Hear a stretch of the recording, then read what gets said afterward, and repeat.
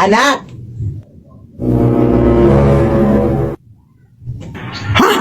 Asan kaya yung batang yun?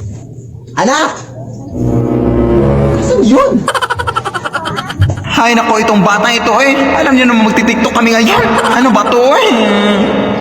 Excuse me ma'am, kilala mo ba to?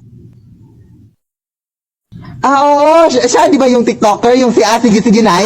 Oo, kilala ko yun, te. Oo, ma'am, hinahanap ko kasi siya, ma'am, kasi nawawala. Wait, ikaw ba yung nanay?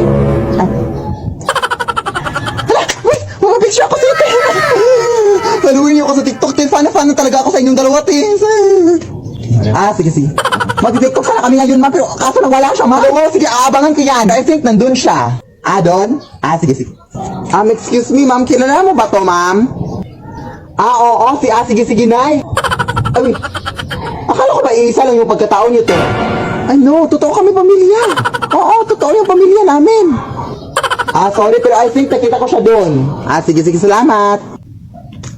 Hoy, anak! Saan ka ba pupunta, anak? Kanina pa kita hinahanap, anak. Mag-TikTok na tayo, anak ka ba? Ha? Ikaw ba nga nautos sa akin na bumili ng gulay, Nay? Ay, totoo? Bukas na lang kaya tayo mag-TikTok na ang busy-busy natin ngayong araw. Oo, bukas na lang, no? Wala na tayong time, no? Bukas na lang. Sige, bukas na lang bumili ka na. Nay, pahingi ng baon. Di papasok na ako sa eskwelahan. Uy, naku. Kumahingi ng baon, parang may utang ako sa'yo. Bilisan mo na, Nay. Malilit na ako. Alam mo ba, nak, kami dati wala kaming baon. Bakit ko dun? Dati, nung nag-aaral pa ang nanay, ang ulam ko bago pumasok sa eskwelahan ay asin. Tapos, pahirapan pa kami dati papunta sa eskwelahan kasi dadaan pa kami sa maraming ilog na may mga crocodiles.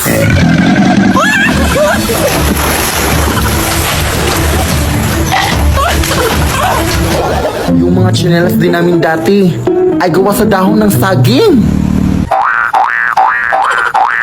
Hindi ko rin makakalimutan na hindi ako makapag-aral ng mabuti kasi wala kaming ilaw.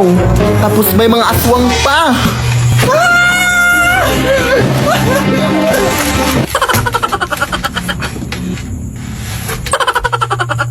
Kaya ikaw, anak. Nay! Ha? Nay! Ha? Nay! Di ka pa matapos dyan? Gabi na, oh. Baon lang hinihingi eh. Ang dami mo nang nasabi. Matutulog na lang ako, uy.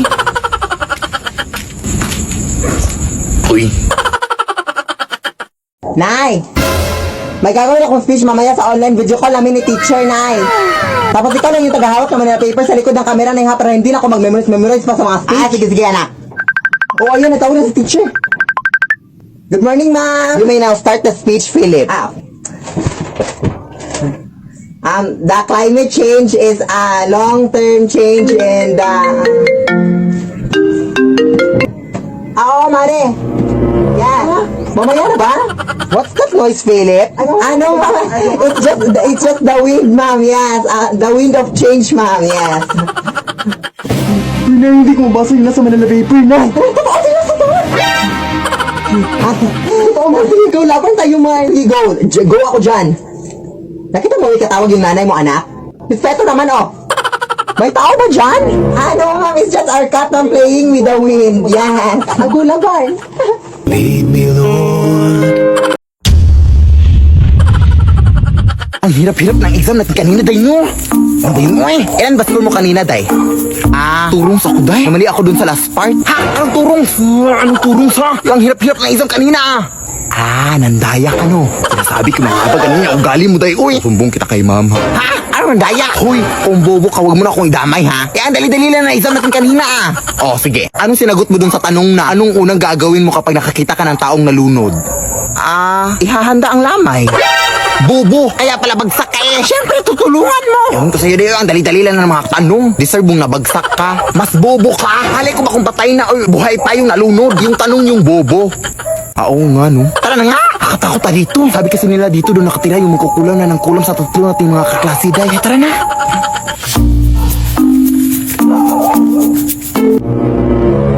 Ano yan? Anak mo!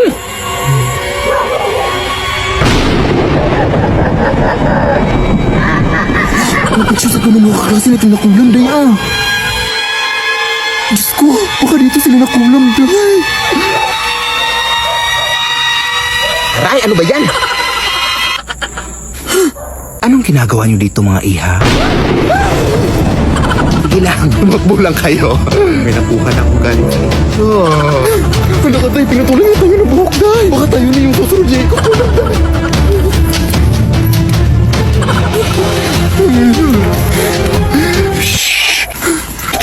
Pagsusumbong tayo na teacher tayo nandito yung kukulang. Oh, sige, sige. Ihi lang ako dito, ha? Ano pa ako na ihi, eh.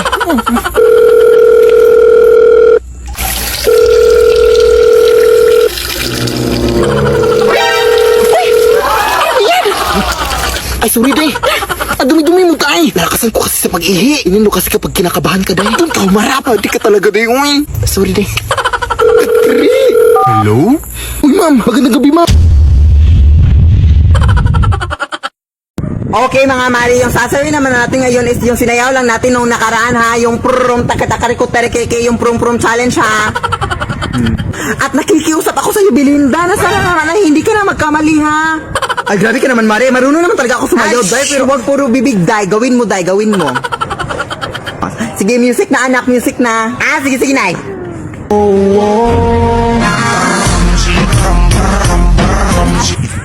Buti naman Tita Belinda at nagawa mo na at hindi ka na nagkamali. Yay!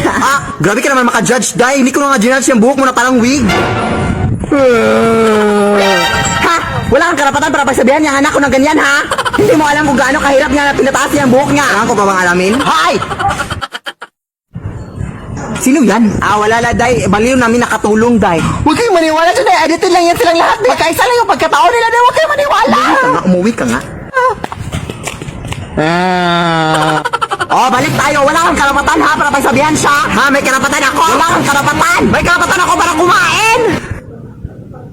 Anong connect dun? Alam mo, inis na ako kasi.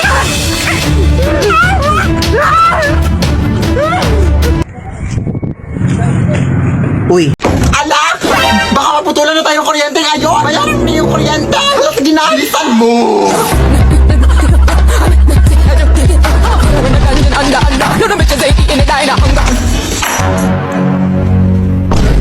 Ay, Diyos ko, ang haba naman ng pila dito. Hoy! Bawal yan! 1 hour later. Good morning, ma'am. Lunch break na pala, ma'am. Naputa na ako. Baka pwede pong pasingit na lang ng bayan. Sige, mag-aantay lang po ako.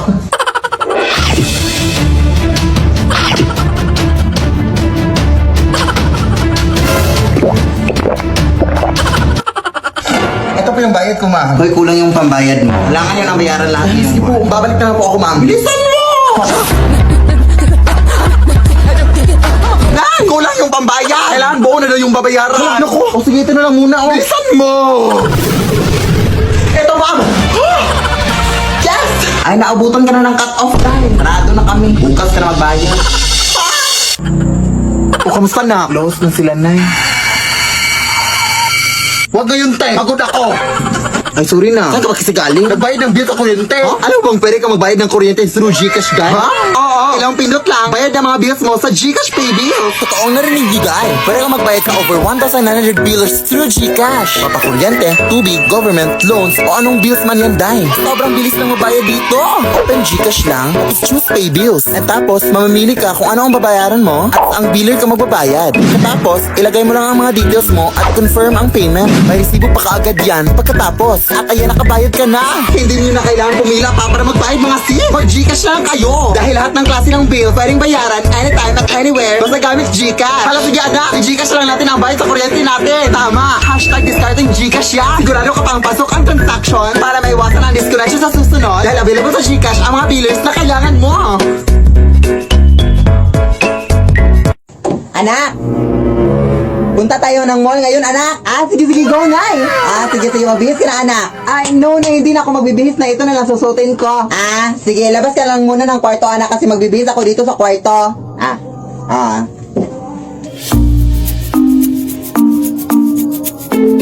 Hoy, anak! Ano pa inuupo-upo mo dyan? Halika na! Bakit ganyan ka makititig sa akin? Halika na, madami-dami na yung tao sa mall ngayon. Wait lang, Nay, ha, wait lang.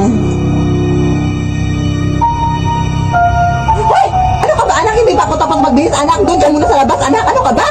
Huwag ka respeto, ha? Hoy, anak.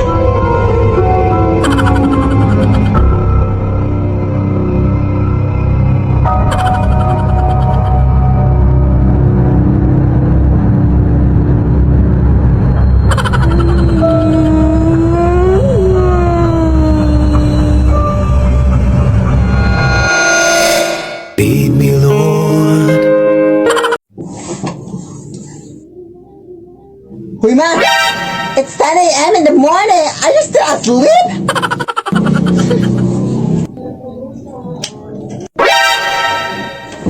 Hoy, anak! Wala ka bang respeto sa nanay mo? Nakikita mo natutulog, di ba ako? Bakit mo binuksan ang ilaw?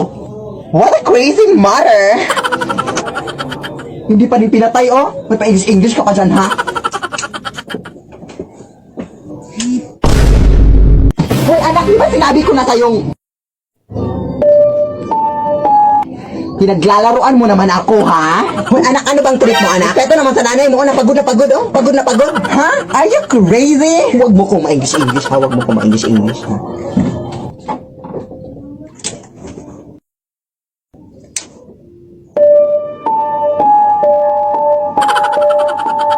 Paano nangyari yun?